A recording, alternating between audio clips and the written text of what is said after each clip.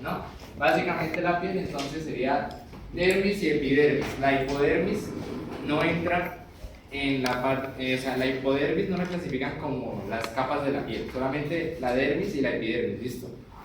Entonces, pues básicamente nos vamos a enfocar en estas dos partes, en todas las células que componen la epidermis, que sería el epitelio ya básicamente, y en la dermis, que sería el tejido conectivo que está abajo, junto con los anexos que están ahí, y eso es el sistema tegumentario, ¿listo? Entonces, la típica imagen que siempre han visto de la piel es esta. Entonces, lo que estamos diciendo es que las capas de la piel son solamente dos, la hipodermis no entra. La epidermis, que es el epitelio, y la dermis, que es el tejido conectivo abajo. Miren que en el tejido conectivo tenemos un montón de otras cosas. Todo eso son los anexos cutáneos que nosotros llamamos, ¿listo? Y eso es lo que vamos a ver. Entonces, ahorita veremos. Y que además de eso, pues recuerden ya, pues no para eso, sino para cuando lleguen a su práctica clínica se van a dar cuenta que la hipodermis, pues el término hipodermis ya no se utiliza prácticamente, sino se le llama tejido celular subcutáneo, sobre todo ya en la práctica clínica, ¿sí? Entonces tengan en cuenta. Ahora la siguiente, ahorita hablamos. Entonces, esta es la placa que estamos viendo, ¿listo? Ya supongo que todos deben saber los estratos, los vamos a recordar. Este es un dibujo que lo simplifica. Entonces, empezamos desde acá. Como ustedes ven, acá hay unas formas como de papilas, ¿listo? ¿Alguien sabe cómo se llaman esas formas como de papilas? Ok, pero las papilas dérmicas son estas que son las de, como su nombre lo dice, las dérmicas, las de la dermis. Yo estoy hablando de estas de acá. Crestas epidérmicas. Entonces comenzamos ahí. Tenemos dos cositas acá. Tenemos las papilas dérmicas, que es cuando la dermis hace así. Y tenemos las crestas epidérmicas, que es lo contrario. La epidermis hace así. ¿Listo? Eso normalmente no lo preguntan. Si lo preguntan, lo van a preguntar como estructura señalada. Estructura señalada, cresta epidérmica. ¿Listo? Pero casi nunca preguntan eso. Entonces, el epitelio comienza acá, desde la porción pues, más basal, básicamente. La primera capa de células que está acá, rodeando todo esto, delimitando todo esto, es el estrato basal. Es solamente una capa de células. ¿Qué lo caracteriza? ¿Qué lo caracteriza? Que las células de ahí son células madre. Es decir, esas son las que se van a dividir y van a empezar a formar todas las capas de la piel. ¿Listo? Entonces el estrato basal es solamente la primera capa de acá, ¿sí? Si a mí me señalan acá, el indicador señala estrato basal. Si yo me muevo una célula más arriba, ya estamos en otro estrato, ¿listo? Es únicamente esa célula.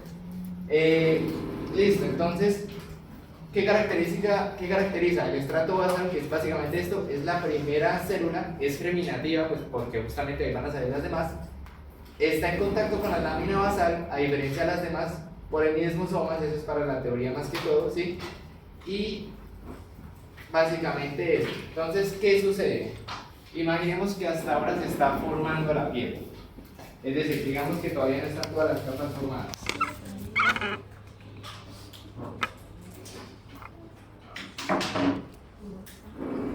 Digamos que estamos en el estrato basal, que es este. ¿Listo? Todavía no están formadas estas capas. ¿Cómo se empiezan a crear? Esta que está acá, que es la célula basal, la célula madre, va a hacer mitosis y digamos que la célula que acabó de crearse por mitosis queda acá. Luego, cuando vuelva a hacer otra mitosis, la nueva célula que va a crear va a empujar, va a salir acá y va a empujar esta arriba, ¿sí? De tal manera que quedan ahora dos capas de células. Es decir, la célula de acá se va dividiendo en mitosis y la nueva que va saliendo va desplazando la que está arriba. Y de esa manera se van formando las diferentes capas hasta que lleguen a la de más arriba, donde ya están muertas y se desprenden. ¿Listo? Ese es el proceso por el cual se forman las capas. Entonces, básicamente, teniendo eso en cuenta, entendemos que de aquí hasta acá todo eso es queratinocitos. Son las queratinocitos, básicamente. Les pueden poner otros nombres según el estrato. No sé ya cuáles les hayan dicho, sigamos. Para los queratinocitos del estrato espinoso, digamos, les llaman células espinosas, por ejemplo, o queratinocitos del estrato espinoso. Ok, listo. Básicamente eso. De ahí entendemos que todos estos son las mismas células, son queratinocitos. Listo. Entonces estamos en el estrato basal. A partir de la segunda célula, pues ya empieza el estrato espinoso. ¿Listo? Entonces, el estrato basal se llama basal pues porque está hacia lo más basal, valga la redundancia. El estrato espinoso, ¿por qué se llama espinoso? Vamos al anterior. Cuando tenemos unas tensiones mucho más, de mucha mayor nitidez, estas son las queratinocitos y quiero que observen cómo afuera de ellos parece que tuvieran espinas. ¿Sí las ven? Esos son los desmosomas. Eso también se puede observar en nuestras placas, solamente que es más difícil, entonces pues por eso les puse una foto de internet. Pero básicamente el queratinocito, lo que vamos a ver allá en las placas es que entre el queratinocito y queratinocito casi no se ve bien, entonces uno piensa que cada bolita que está viendo es un queratinocito, pero resulta que las bolitas que yo veo en realidad son los núcleos. Me explico. Adelante, por favor. Otra más. Eso se ve muy fea. Siga. Hasta una que se vea bien. Otra vez. Por ejemplo, esta ahí. Digamos, a mí me dicen queratinocito y yo pienso que es este círculo. Pues resulta que ese círculo es el citoplasma va más allá. ¿Hasta dónde va el citoplasma? Ahora sí volvemos a la que estábamos. El citoplasma va hasta acá. ¿Sí ven? Núcleo, el citoplasma va hasta acá. ¿Sí? Para que lo tengan en cuenta. Los desmosomas son estas espinitas que yo estoy viendo por fuera, que como están viendo unen citoplasma. ¿Sí? Sencillamente. Y como tienen aspecto de espinas, a ese estrato se le llama estrato espinoso. Entonces, característica fundamental del estrato espinoso, que las células, los queratinocitos, son ricos en desmosomas, están adheridos firmemente por desmosomas, y la piel, como está en constante, pues sí, ante constante trauma, rozamiento y todo, pues necesita tener esa compactación. ¿Listo? Listo, vamos para la imagen otra vez. Entonces, íbamos acá en el estrato espinoso, ¿sí? Más arriba encontramos como una línea morada, mucho más morada. ¿Se están viendo? Ahí ya cambiamos de estrato. Ese sería el estrato granuloso. Entonces, ¿por qué se ve una línea tan morada? Porque esas células ya empiezan a formar unos gránulos de queratohialina, que es una de las funciones que ustedes van a notar ahí cuando les pregunten función. ¿Listo? Estas células del estrato granuloso van a empezar a sintetizar gránulos de queratohialina. ¿Listo? Los gránulos de queratohialina van a ser muy importantes para luego sintetizar la queratina.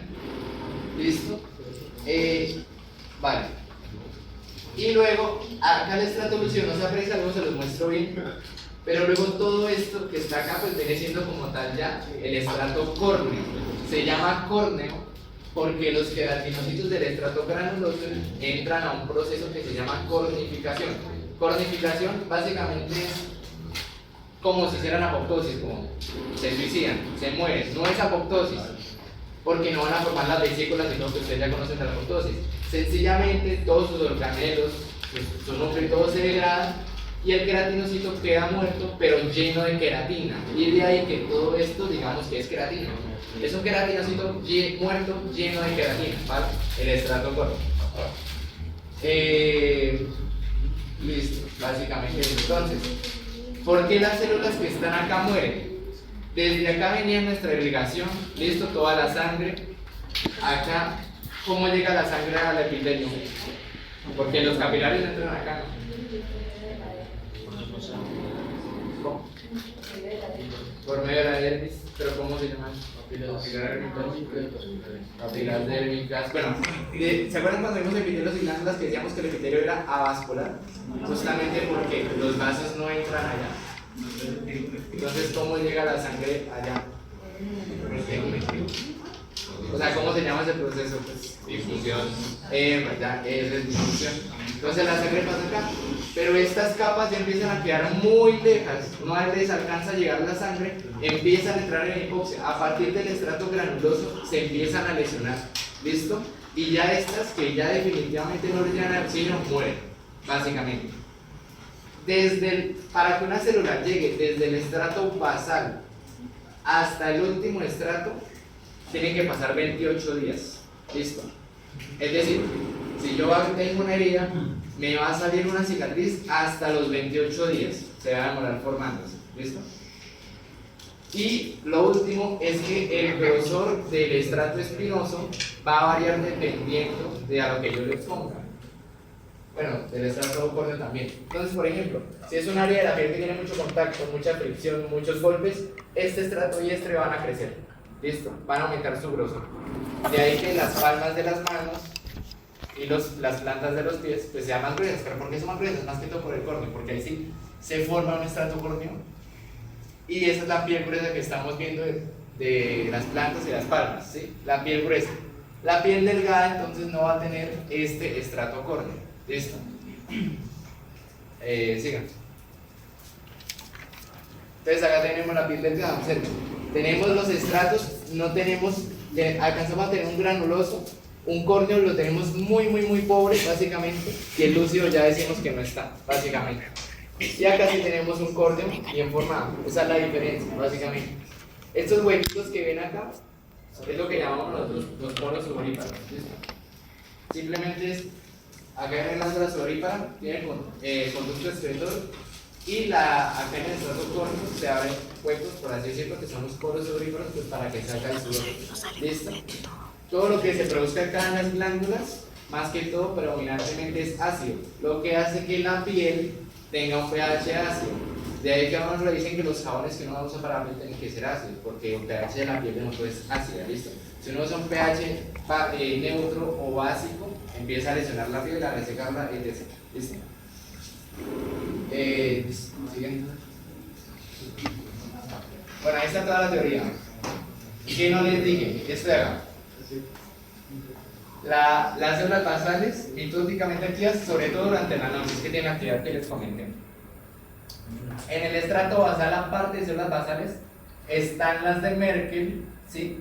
¿Qué son las de Merkel? Mecanorreceptores, no las vamos a señalar, no se preocupen, es para la teoría, ¿listo? Los melanocitos ya se los muestro. Entonces, capa basal, melanocitos, células de Merkel y queratinocitos del estrato basal. El espinoso, pues los queratinocitos espinosos, que también les llaman células espinosas, por eso les preguntaba si los llamaban así, no tienen que aprenderse estos números, ¿sí? Simplemente les quiero mostrar que dependiendo del estrato se sintetizan diferentes tipos de queratina. Con que ustedes pongan que sintetizan queratina está bien, ¿vale? El estrato granuloso que ya lo mostrábamos, entonces, primera función que quiero que tengan en cuenta, producen estos gránulos de queratohialina. Son muy importantes porque van a ayudar a formar la queratina y la filagrina, pero obviamente ustedes no se van a aprender todo el proceso de cómo se forma la queratina, ¿sí? Simplemente tengan en cuenta esto, y lo otro es esto de acá. Forman una lámina lipídica que hace impermeable la piel. Esa es otra función que necesitan aprenderse. Ahí no está escrito, pero básicamente los queratinocitos del estrato granuloso tienen otros organelos que se llaman los cuerpos lamelares, y esos están llenos de lípidos. ¿Listo? Entonces, cuando el queratinocito del estrato granuloso pasa al estrato córneo, libera esos cuerpos lamelares que están llenos de lípidos, y eso forma una capa lipídica. Y como ustedes saben, el aceite y el agua no se juntan, entonces hacen a la piel impermeable y la hidratan, ¿vale? Esas son las dos funciones que tienen que aprenderse acerca del estrato granuloso. Lo primero, forman una capa lipídica que hace impermeable la piel, y lo segundo, producen gránulos de queratohialina. ¿Listo? El estrato lúcido ya se los muestro. Entonces, son queratinocitos que están llenos de una sustancia que se llama eleidina. Esto también necesito que se lo aprendan.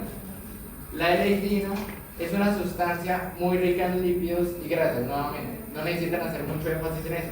El punto es que ese estrato lúcido es mucho más pálido que el resto, porque como ustedes saben, los lípidos no se tiñen, ¿sí? Y esos queratinocitos están llenos de eleidina, que es lípido. ¿Listo?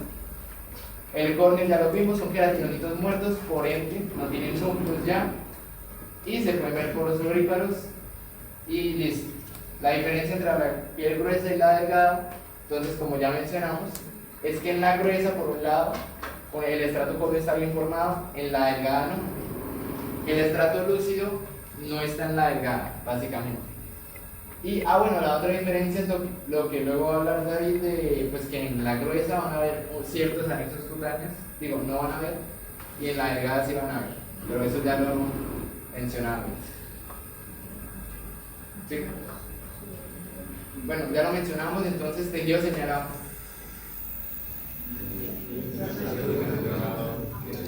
Tejido plano estratificado, no sé si les pregunte por decir poco o muy queratinizado.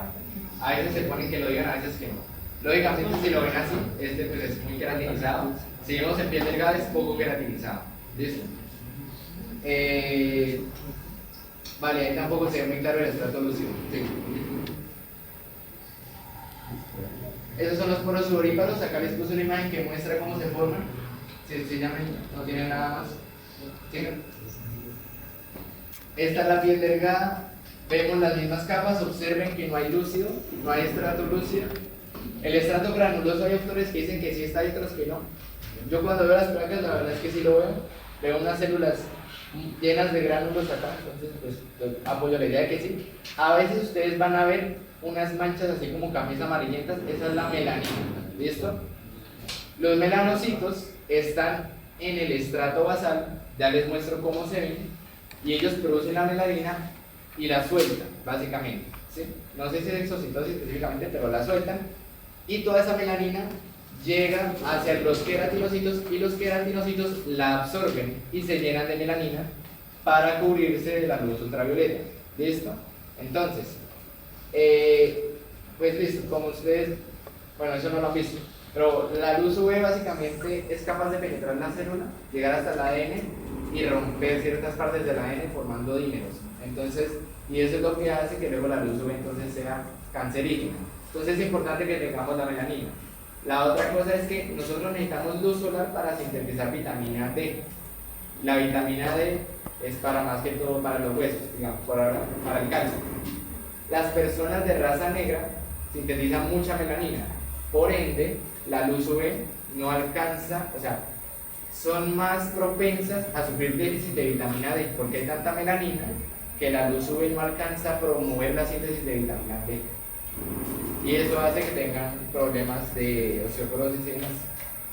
Bueno, esos son los datos curiosos, ¿no? No se los van a preguntar. Listo, ya hablamos de estos de acá. Ya hablamos de estos de acá.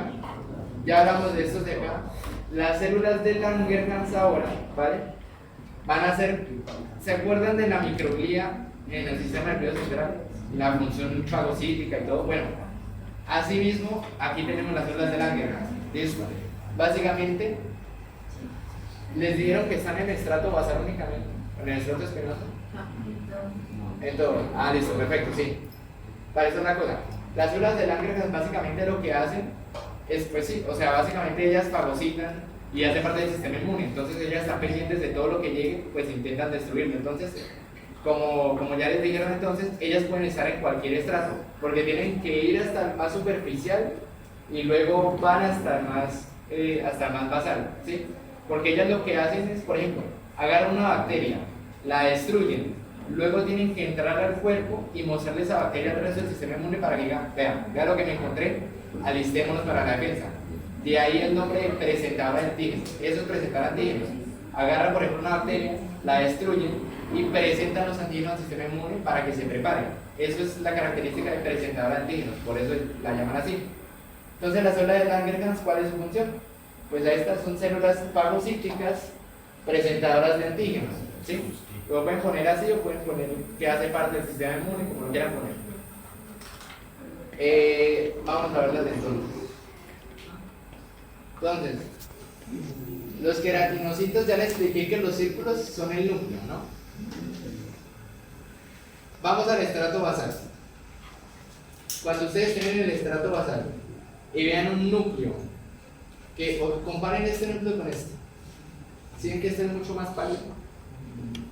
Porque el melanocito, pues justamente, como se encarga de producir melanina y lo demás, está muy activo y pues una característica es que el núcleo del melanocito se va a ver bien redondo. El melanocito sí o sí está en el estrato basal, de ahí no se mueve. Entonces, si vamos al estrato basal, que es la primera capa de células, y vemos un núcleo así redondo, que se tiñe de esta manera, es un melanocito, sencillamente.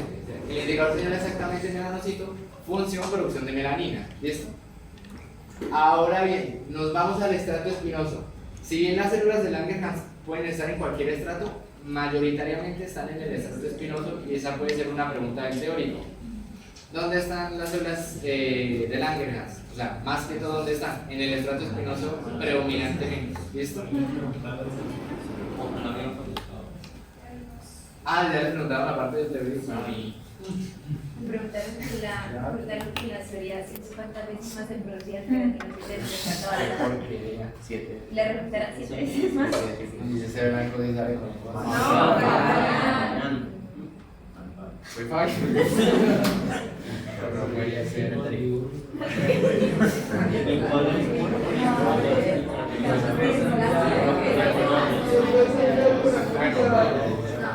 Bueno, sigamos. El teórico, por eso la parte teórica se la debo a usted. Yo vi sobre hacer este semestre porque estoy en sexto. Entonces por eso es un poco raro que les pregunte eso. Pero bueno, la parte teórica por eso se la tenemos con los patrones y eso, y de nosotros la parte práctica.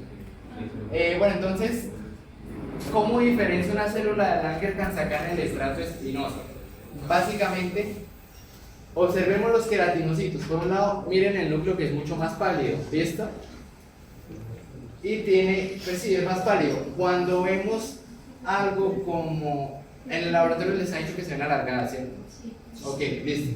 Vemos un núcleo mucho más oscuro alargado como este, entonces una célula de Langerhans. Pero quiero mostrarles una, sigan. Hay una que me gusta mucho que está por, sigan. Es que hay otra foto que puse ahorita. Ah, bueno, esa también, sí, miren esta. Miren esta alargada, está casi llegando al estatus granuloso, está alargada, tiene una laguna.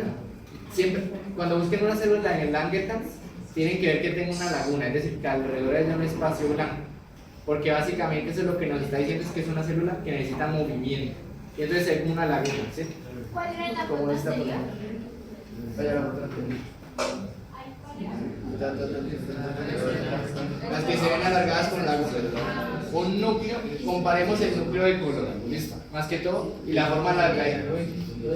Siga. Hay una foto que se puso. Ok, acá, listo. Entonces observen acá. El indicador señala exactamente. El indicador señala exactamente. El indicador señala exactamente. El indicador señala. Ah, ok. Ya les bloqueé su corpúsculo ahí todo raro. No creo que se los pregunten así. Supuestamente es un corpúsculo de Meissner que queda corte transversal. Ahorita David les muestra los corpúsculos de Meissner. El indicador señala estrato granuloso. El indicador señala estrato espinoso. Cuando digo exactamente la célula, el indicador señala sin más el estrato. Estructura señalada. Esta, la estructura, esta es idéntica. El indicador señala estrato basal. El indicador señala exactamente. Eso debe ser una madre sin más. Lo que le preguntan si preguntan así, el indicador señala exactamente. Se supone que esos, las células madre, o sea, hay células madre que son maduras. Estas son maduras. ¿Qué quiere decir que sean maduras? Que solamente tienen capacidad de producir queratinocitos. ¿Listo? Entonces muchas veces la refieren como células, o sea, queratinocitos basales, que de acuerdo tienen muchos nombres. Pero sí, pregunten a ver cuál le dice porque la verdad tiene muchos nombres esta de acá. ¿Qué más? Función. Recuerden dos funciones, producen granos de querato y harina, y la segunda, forman una capa lipídica que hace impermeable la piel. ¿Listo? El estrato lúcido, bueno, el estrato lúcido está entonces despuesito del estrato granuloso. ¿Listo? Acá se alcanza a ver un poco, ¿sí? Esta palidez por acá. Bueno, le vamos a dar una que se vea mejor. Sí. ¿No quedó? Sí, sí. Pero yo creo que puse una. Ah, está al final, mentira, están las preguntas. Ah, bueno. Al final hay un quiz bien rápido y se ve bien en el estrato lúcido. Vuelva a ver si me falta algo. El estrato lúcido es que acá no se ve muy bien, pero como ya les dije, son queratinocitos que se llenan de eleidina y la eleidina no se tiñe bien, por ende se ve mucho más pálido, ¿listo? Uno busca que sea más o menos así de pálido, ¿vale? Para señalar el estrato lúcido. Más adelante hay una foto que sí les muestra bien eso, pero ya, básicamente eso sería todo. Dermis papilar, como es la más superficial, vamos a tener los corpúsculos de Meissner, ¿sí? Que como su nombre, como estructuralmente tiene sentido, al ser la más superficial, va a tener los corpúsculos encargados de la sensibilidad más superficial o de tacto fino, ¿sí? Entonces, si les preguntan función de los corpúsculos de Meissner, pues son mecanorreceptores de tacto fino, ¿sí? Importante, pues ya para la teoría no sé si se los habrán preguntado, pero pues para los receptores tenemos receptores encapsulados y no encapsulados, ¿sí? ¿Encapsulados a qué se refiere? Pues el receptor en sí pues es un nervio, ¿sí? Un axón. Y pues ya ese axón, si está encapsulado, pues va a estar recubierto pues de tejido conectivo, ¿sí? Entonces, de estos todos son encapsulados, tanto los de Meissner, Pacini, Ruffini y Krauss son encapsulados, ¿sí? Los receptores que ya nos dicen los que no tienen cápsula o los desnudos son los que se refieren a la sensibilidad dolorosa, ¿sí? Pero esos no se ven, entonces no se preocupen porque no se los van a preguntar en el parcial práctico, ¿sí? Y ya cuando pasamos a la dermis reticular, que es un tejido conectivo denso y irregular, pues como su nombre indica, tiene muchas fibras distribuidas de manera irregular, ¿sí? Ahí vamos a encontrar ya otros componentes funcionales como las glándulas sudoríparas, los folículos pilosos, las glándulas sebáceas y pues los demás corpúsculos. Entonces, no vamos a enfocarnos tanto esta vez pues en glándulas porque ya vieron pues la tutoría de glándulas, pero sí vamos a hacer un pequeño recorderis. Entonces, en la piel tenemos básicamente 4 tipos de glándulas, ¿sí? Las glándulas sudoríparas apocrinas, las mierocrinas, las sebáceas y luego están las glándulas sudoríparas modificadas, por así decirlo, pero no son relevantes para nosotros, que las verán más adelante en otros temas. Por ejemplo, las modificadas están en los párpados, que son las glándulas de Mohr, las glándulas mamarias son glándulas sudoríparas apocrinas modificadas, las glándulas ceruminosas, pero pues no nos compete manejarlas hoy, ¿sí? Y pues luego ya tenemos el resto del corpúsculo, los corpúsculos de Pacini, que se encargan de la sensibilidad gruesa, que es la presión y la vibración, los de Ruffini, que transmiten información del calor, y los de Krauss, que pues como Santa Claus, los de Fries, pues así como para que se acuerden. Pero pues de los que vamos a alcanzar a ver en la histología solo son los de Pacini, bueno, en el laboratorio los de Pacini y los de Meissner, ¿sí? Listo. Y pues ya al final vamos a ver con más detalle el folículo piloso y pues sus estructuras, las estructuras que vamos a ver. Entonces, bueno, esta es una foto de internet pues de una piel. ¿Qué tipo de piel es esta? Acá sí tenemos poquita queratina. Entonces vamos a ver, pues se ve muy bien el paso de epidermis a dermis, pues por la intensidad del color. Entonces vamos a ver, ¿esto qué sería? Estructura señalada, ¿sí? Dermis papilar, ¿sí? Entonces hagamos aquí la comparación, comparen el número de células. Si se fijan, todo eso está repleto de células por todos lados. Aquí se ven celulitas, pero porque aquí ya vamos a ver que estos son más las glándulas, pero aquí están las células distribuidas por todos lados, que en este caso como son sobre todo fibroblastos, pero pues no creo que se los pregunten porque no viene al caso preguntar eso. Pero si se fijan, si podemos ver las fibras, si se fijan acá, estas fibras son un montón de fibras enrevesadas y que dando vueltas, mientras acá son ya un tejido muy pálido, que prácticamente no tiene casi fibras, son puras células. Y pues tenemos fácilmente reconocibles pues las papilas dérmicas, ¿sí? Entonces pues por eso no hay lío, son bastante sencillas diferencias dermis papilar de reticular. Entonces pues creo que no hay dilema con eso. ¿Listo? Y pues ya aquí ya tenemos una foto del laboratorio, que sí, evidentemente es mucho más fea que la placa que vamos a encontrar en internet, pero aún así uno puede hacer una buena diferenciación. Si nos fijamos, incluso aquí se incluso más la diferencia en la celularidad, si se fijan. Acá tenemos bastantes celulitas y llega aquí un punto en literalmente que yo puedo trazar una línea que digo, de aquí para abajo prácticamente no hay ninguna célula. ¿Sí? Acá hay como una otra, pero prácticamente no, y aquí empiezan las fibras. ¿Sí? Entonces recuerden, tejido señalado. Tejido conectivo denso irregular. ¿No? Acá. ¿Qué? Tejido conectivo laxo. ¿Sí? Listo. Ahora sí, con los receptores. Entonces, el primero de todos es el corpúsculo de Meissner, que ya José les hizo un preámbulo de cómo se ven, solamente que les mostró un neurono. Entonces, el corpúsculo de Meissner, como recordemos cuál es su función, de tacto fino, ¿sí? Sensibilidad superficial o sensibilidad ligera, ¿sí? Bueno, tiene muchas formas de decirlo. Entonces, como sabemos que los receptores son tejido nervioso, entonces lo que nosotros vamos a encontrar en esto va a ser algunos fibroblastos y también se supone que vamos a ver células de Schwann, ¿sí?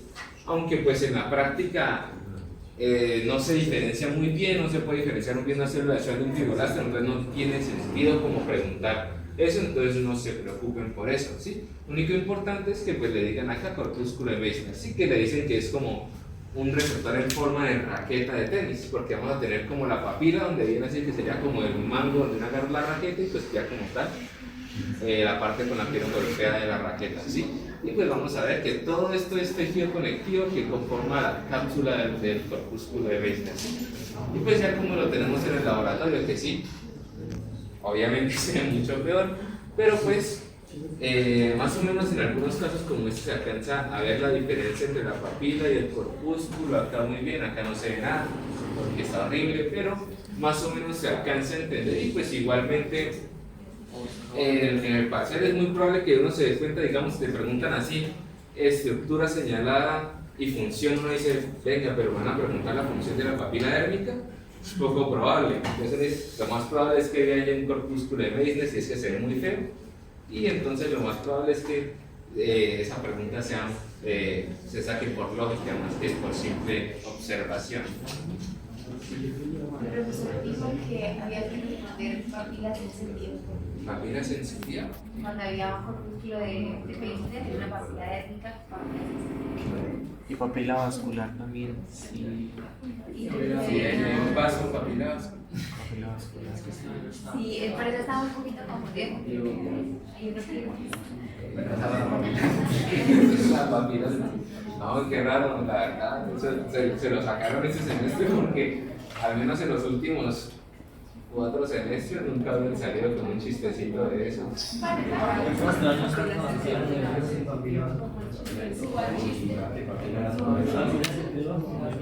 pero sí, papilas sentido vascular, cuando no se vieran vacíos, sería de cuando se veían vasos, era papila. Bueno, eso tengan en cuenta para el parcial, pero en la realidad eso no existe, ¿sí? Porque es que no tiene, si van a pensar, no tiene sentido no hablar de una papila que no tiene vasos, porque todas las papilas en realidad tienen vasos, que no salten en el corte es otra cosa, pues porque todas las células necesitan irrigación. Entonces, en realidad eso no tiene ninguna clase de sentido. Pero bueno, Blanco tiene sus caprichos, pues. Pues yo mañana pregunto, porque mañana en el laboratorio y les digo que les poner el lunes, perdón, el lunes. Para todo el Tryhards. Está muy Entonces, teniendo en cuenta esa aclaración, por ahora hasta nuevo aviso, si entonces en este caso esto sería una papila vascular porque hay un vaso. No, pero es que... ¿O así les digo así o cómo les digo? Sí, sí, Creo que será Es que- una papila nerviosa. Ah, sí, sí, se veían claramente los vasos aquí. Pues o sea, dijo que se quedaría la papila nerviosa. Pues bueno, entonces, digamos acá entonces. Había vascular al tiempo. O sea, que estaba papila nerviosa, pero se... Digamos que aquí, sé que no alcanzan a ver bien, pero digamos que hay un corpúsculo de Meissner, entonces en este caso para hacer la diferencia, entonces yo diría papila sensitiva, porque acá solo hay como un vasito y este ya sería como la papila vascular porque se ven como más vasitos, ¿sí? Haciendo esa distinción imaginaria, pero bueno, continuemos. Entonces, los corpúsculos de Pacini, corpúsculos también eran corpúsculos en huracán, en tornado, pues por la forma en la que están. Entonces, lo que vamos a ver es, vamos a tener un solo axón que va a estar en el centro del huracán, por así decirlo, que va a estar rodeado de lo que se llaman las laminillas concéntricas, que sí, estas laminillas concéntricas pues son la cápsula, ¿sí? del receptor, y pues todo esto van a ser fibroblastos, pero tampoco creo que les pregunten. Entonces la pregunta sería: estructura señalada, corpúsculo de Bacilli, y ya si se lo muestran, o sea, pues depende mucho pues de la distancia. Si los muestran de lejos, lo más probable es que sea la respuesta sea corpúsculo de Bacilli, pero ya si se los muestran así como más de cerquita del indicador señala, lo más probable es que la respuesta sea lámina concéntrica, sí, pero aclaren eso con blanco si les va a hacer esa distinción en la pregunta, sí, porque embarrarla porque la pregunta no es clara, no es bonita. Como estructura señalada o señalada. Pues que eso depende ya mucho de blanco, es más como consenso. Sí, o sea, lo que yo les diga acá cómo les van a preguntar es mentira, porque el que pone el parcial es blanco y Fabián, entonces ellos les dirán cómo les van a preguntar eso. Identifico. Identifico.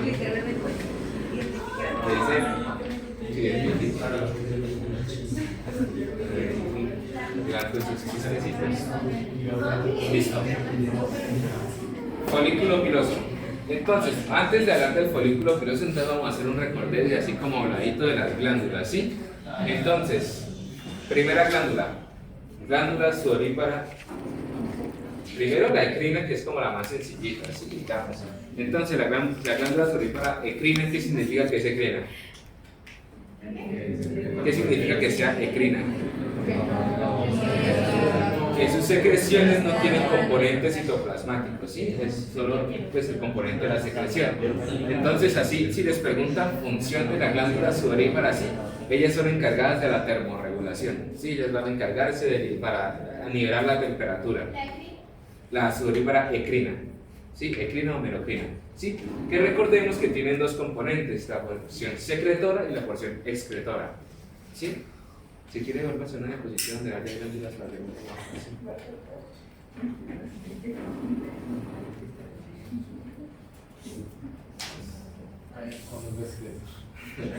Acá, por lo menos tenemos el diagrama. Entonces, pues tenemos la porción secretora y la porción excretora, ¿sí? Que recordemos que la secretora es la que produce la sustancia y la excretora es la que la lleva al medio, ¿sí?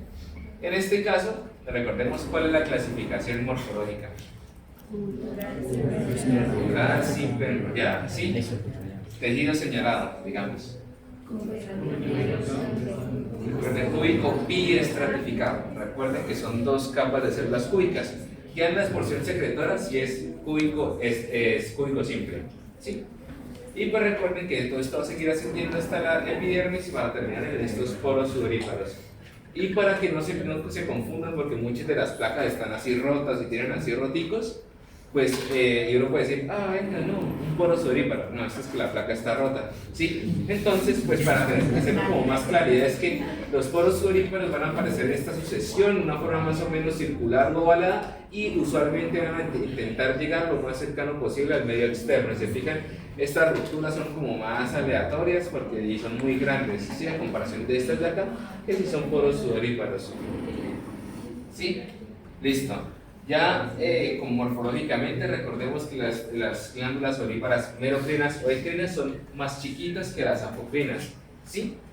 Van a ser así, vamos a encontrar así bien chiquiticas, ¿sí? Diferente de las glándulas sudoríparas apocrinas, que van a ser mucho más grandes. Sin embargo, pues estructuralmente van a ser lo mismo. La porción excretora va a ser cúbico biestratificado y la secretora va a ser cúbico simple. Importante también ahora sí lo que nos compete con el folículo piloso es que el folículo piloso va a servir como un medio de excreción para las dos glándulas que quedan, la apocrina y la sebácea, ¿sí? Las glándulas apocrinas no van a tener un poro sudoríparo, sino ellas van a desembocar en la base de los folículos pilosos, y por eso ellas están en ciertas zonas específicas, ¿sí? Las glándulas, las merocrinas están por toda la piel delgada, ¿sí? Recordemos que entre la piel gruesa y la piel delgada, en la piel gruesa no hay anexos, mientras que en la delgada sí. Esto, entonces, perdón, anexos sí es lo que no hay folículos pilosos. Esto, lo que sí vamos a ver en las zonas donde hay glándulas sudoríparas apocrinas va a ser mucho pelo, ya que estas glándulas, por ejemplo, las vamos a encontrar en zonas como las axilas, la región perianal, en la región genital, ¿sí? Sobre todo en esas, ¿sí? ¿Y por qué? Pues precisamente porque ellas necesitan el folículo piloso para utilizarlo como mecanismo de expresión. Y también es importante mencionar que estas glándulas están sobre todo, funcionan en base a un influjo hormonal, ¿sí? Es por esto que ellas, en el sitio donde hay vello, donde ellas están, ese vello también es manejado por influjo hormonal, las axilas, la zona genital, etcétera, ¿sí? Entonces eso pues más como para la teoría, como dato para que lo tengan. Y pues lo mismo con la glándula sebácea, que siempre que va a haber una glándula sebácea tiene que haber un folículo piloso. Si una glándula sebácea no puede expresar sin un folículo piloso. Entonces ahora sí, el folículo piloso. Entonces para el folículo piloso vamos a tener básicamente tres componentes. El componente más externo, que es la vaina dérmica, que como su nombre indica, es parte de la dermis, ¿sí? Pues que va a estar rodeando como tal al folículo, que va a ser todo esto pedazo de acá atrás, pues de más afuera, que no es como tal parte del folículo piloso, ¿sí? Luego vamos a tener la membrana vítrea, que va a ser como tal la membrana basal que va a delimitar el folículo piloso en sí. Entonces va a ser la capa más externa que vamos a ver aquí rodeando todo el folículo piloso. Luego vamos a tener la raíz, que la raíz se va a dividir en dos pedazos: la vaina radicular externa y la vaina radicular interna. La vaina radicular externa no tiene componentes en sí misma, a diferencia de la interna, y ahora vamos a ver cuáles son los componentes de la vaina radicular interna. Entonces, la externa, como se ve ahí, es todo este pedazo, cantidad de células que están como distribuidas de forma aleatoria, que son bastante gruesas y pues se diferencian bastante bien de la vaina radicular interna, que es este pedazo como más rojito. Sí, que vamos a tener tres componentes: la capa de Huxley, la capa de Henle y la cutícula de la vaina radicular interna. ¿Sí? Entonces, de interior a exterior, ¿qué es lo primero que nos vamos a encontrar? Lo primero que nos vamos a encontrar es la cutícula, que es este pedacito más moradito que está como en todo el límite de esta parte blanca, ¿sí? Luego vamos a tener una capa de células cúbicas, que va a ser la capa de Huxley, y finalmente una capa de células planas, que es la capa de Henle, ¿sí? Ahorita vamos a ver las del laboratorio, en las que se ven bien la diferencia. Aquí no tanto porque es como una placa muy uniforme, pero cuando van a darse cuenta que tienen como una diferencia en las tensiones, en la intensidad del color. Y finalmente tenemos ya lo que es el pelo. El pelo también va a tener tres componentes: la médula, que es el punto más central, que es donde vamos a ver como una parte más rojita, porque ahí es como donde van a llegar en parte algunos vasitos sanguíneos que me van a dar irrigación. Entonces, pues el contenido nervioso, porque si ustedes se dan cuenta, si bien aunque ustedes el pelo como tal no lo toquen ni demás, lo toquen y pues no lo sientan porque no tiene nervios, se van a dar cuenta que, digamos, cuando paso una brisita o cuando yo tengo, digamos, los pelos erizados y a mí me tocan un poquito el pelo, yo siento que se mueve un poquito, sí, porque sí hay componente nervioso, y por eso cuando me arrancan un pelo me duele, porque sí tiene nervio, ¿sí? Entonces, eso va a estar en la médula. Luego está la corteza, que básicamente es un montón de dos proteínas principalmente: queratina y tricoiarina, ¿sí? Pero pues la más importante va a ser la queratina, que es la que va a dar la principal estructura y resistencia pues al pelo. Y finalmente, pues ya esta capa más externa, que se diferencia bastante bien, pues la cutícula del pelo, ¿sí? Y entonces, teniendo en cuenta eso, se va a formar una estructura que no hace parte como tal de ninguna de las dos, que es este espacio blanco, ¿sí? Que se va a llamar espacio intercuticular. ¿Por qué? Porque vamos a encontrar de interno la cutícula del pelo, y ya en el borde más externo la cutícula pues de la vaina radicular interna. Entonces, por eso es espacio intercuticular, ¿sí? Es que no se explica. Entonces, ahora como lo vamos a ver en la no está explicando ¿sí? ahora sí. La mayoría de los pelos del laboratorio están vueltos nada, pero pues hay algunos, sí, para algo es lo que sí, para algo sirve. Entonces vamos de interior a exterior. Entonces aquí, ¿esto qué es? La médula, si se fijan, se ve más rojito porque aquí es donde van a llegar algunos vasitos y demás. Esto, la corteza, y ya aquí la cutícula, ¿sí? Acá es un poco más difícil decir el espacio intercuticular porque está un poco roto, pero digamos que podemos señalarlo más o menos por aquí, ¿sí? Y esta placa rota nos sirve para mostrar una cosa. ¿Esta qué capa sería? Esta sería la capa de Huxley, que recuerdan qué morfología tienen las células de la capa de Huxley. Son cúbicas. Miren esta celulita de acá. Es literalmente un cubito, ¿sí? Entonces eso nos ayuda, pues esta placa por más rota que esté, algo se le puede sacar, ¿sí? Perdón, Henry. Eso no es al revés.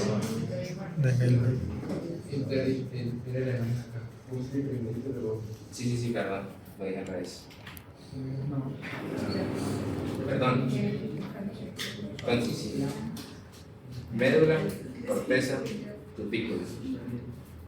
Espacio intercuticular, cutícula de la vaina radicular interna, capa de Huxley, capa de Henry. ¿Sí? Entonces,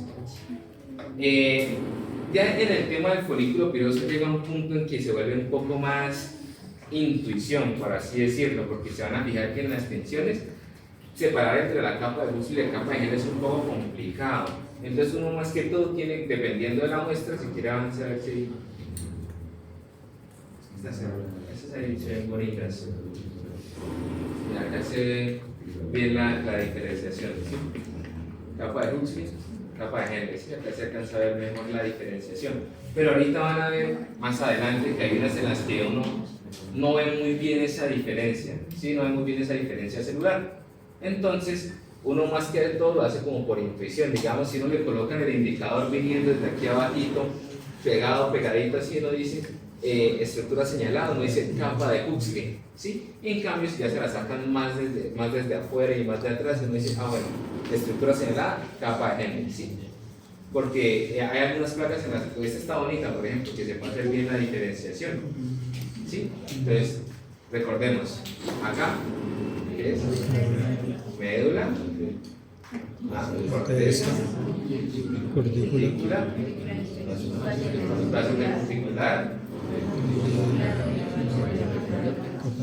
cutícula de la radicular interna,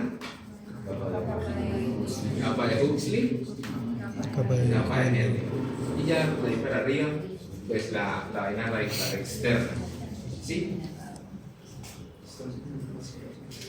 Entonces, aparte de eso, pues nosotros vamos a encontrar los folículos pilosos en corte transversal. También los vamos a encontrar en longitudinal. Y aquí aparece otra estructura que es más como subjetiva, que es el bulbo piloso, ¿sí? Que va a ser la unión de la papila más la raíz. Entonces, estamos acá, en este diagramita. Entonces, la raíz va a ser como tal toda esta parte donde van a llegar las estructuras vasculares nerviosas, así como conjunto, ¿sí?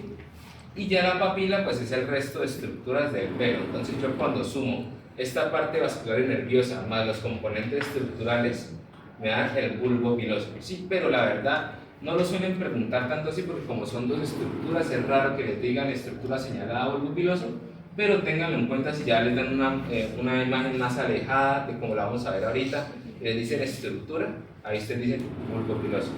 Y pues las glándulas sebáceas, que recordemos que tienen que usar sí o sí el pelo como mecanismo de excreción. Y finalmente pues el músculo piloerector, pues como su nombre no lo indica, va a ser un músculo liso, que recordemos que no lo podemos controlar porque el músculo estriado que controlamos, el liso no, pues que va a estar pegado al pelo y lo va a poner erecto cuando tengamos pues algunos estímulos como el frío, el miedo y demás van a hacer que se erecte el pelo, ¿sí? Bien, entonces así es como lo vamos a ver. Vamos a ver así el corte longitudinal, ¿sí? Entonces, por teoría, pues porque usualmente no se ve, porque ustedes piensan que las arterias que van a llegar, arterias y venas que van a llegar al folículo son bastante pequeñas, entonces va a ser raro que las cojamos en un corte, ¿sí? Pero entonces se supone que por teoría ellas van a ingresar por acá, ¿sí? Entonces ellas se suponen que van a ingresar por acá y se van a juntar aquí ya con los componentes como tal del pelo, Entonces toda esta estructura conjunta sería el bulbo piloso, ¿sí? Y pues igual en estos cortes igual nosotros podemos identificar algunas estructuras, ¿sí? Entonces en este caso, bueno, es que aquí no se ve tan bien, o sea, no se ve tanta la diferenciación, pero esto sería el pelo, ¿sí? Entonces más o menos por distribución aquí, ¿qué estaría? La médula del pelo, aquí, corteza, más acá, la cutícula del pelo, ¿sí? El espacio intercuticular, esta primera capita acá, la cutícula de la vena radicular interna, estas primeras celulitas, capa L, estas celulitas, capa L, y ya acá, la vaina radicular externa. ¿Listo? Y acá, regresemos al principio.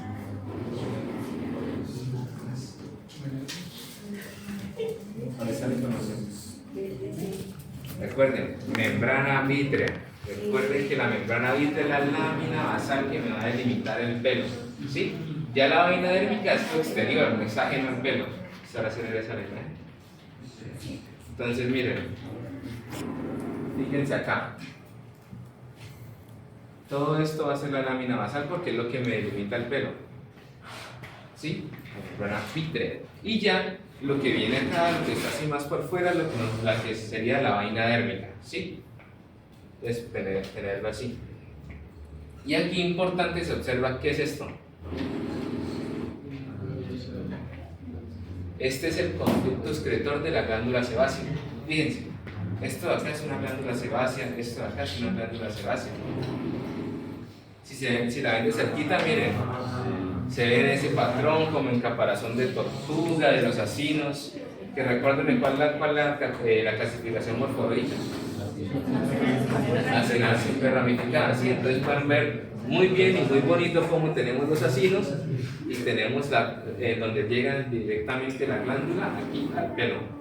¿Sí? Yo había leído en una que las glándulas ovíparas apocrinas también utilizaban para... Sí, también, lo que yo mencioné ahorita, las glándulas ovíparas apocrinas también utilizan eso, solamente que es mucho más raro encontrarlas en un corte, porque como les mencioné, las glándulas ovíparas apocrinas están en zona específica, región perianal, región púbica, región axilar, ¿sí? Entonces va a ser raro pues yo encontrar un corte donde las tenga, porque si se fijan, estos son, ¿qué digo?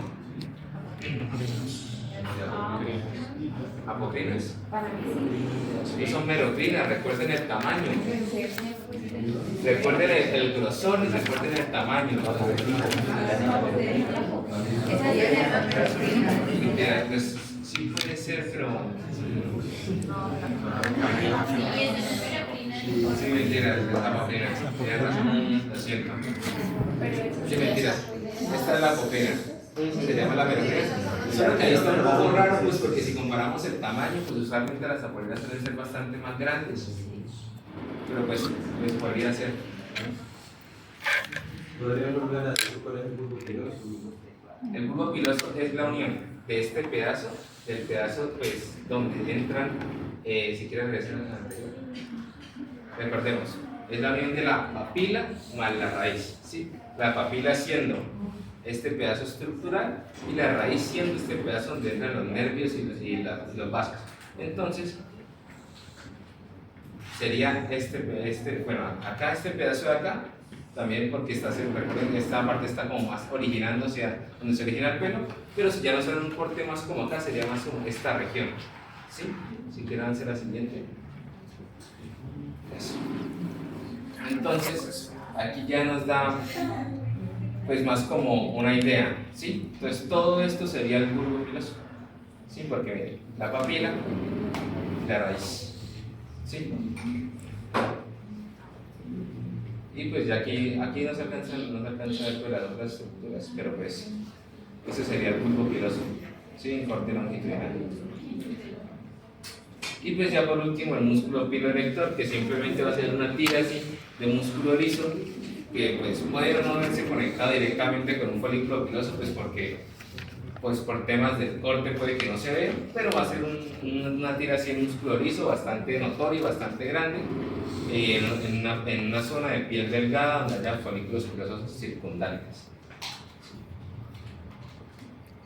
Listo.